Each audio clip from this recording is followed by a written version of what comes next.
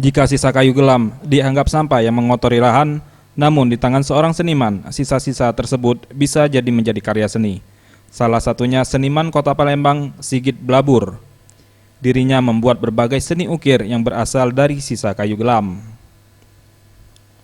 Sigit mengklaim jika di Indonesia belum ada perupa berhasil membuat patung dari kayu gelam yang terkenal kurang tahan lama.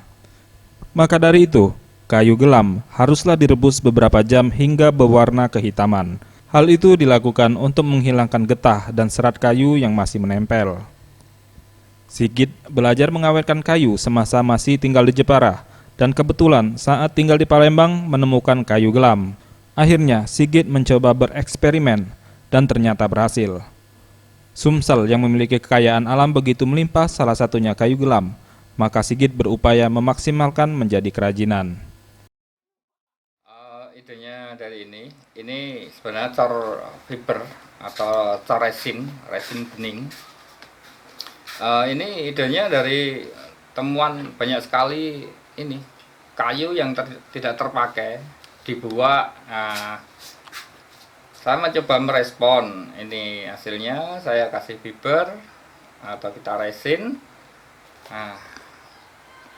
Kita kasih warna sedikit. Ini hasilnya.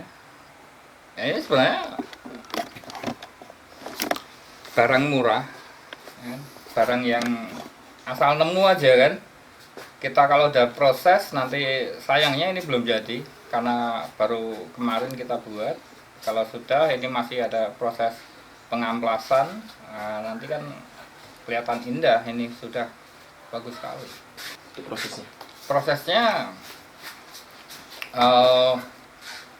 menemukan kayu sampai ini kita tanam di fiber. Setelah itu kita mau kasih, ini ceritanya mau berbentuk aliran sungai ini sebenarnya ya. Itu setelah itu baru kita tutup pakai silikon, lalu kita cor. Nah gini, sebenarnya prosesnya hanya seperti itu. Setelah itu baru kita amplas. Dari amplas ukuran 80 sampai 1700. Nanti hasilnya mengkilap, lebih mengkilap dari ini. Itu aja. Selain kayu gelam, Sigit juga membuat patung-patung dari kayu pule, styrofoam, semen, resin, dan tanah liat.